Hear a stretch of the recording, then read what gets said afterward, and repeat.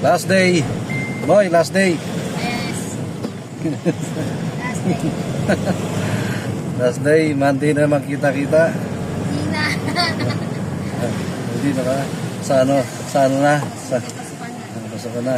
May June pa yon. Ayun pa. Ayun. Anak ng strikes na. Oo pa. Good luck, boy. Good luck sa iyong papasukan. Muna, pasamantala. Nang pasukan namin, June pa. So, mahaba-haba ang pahinga. Pero Monday, may pasok pa kami hanggang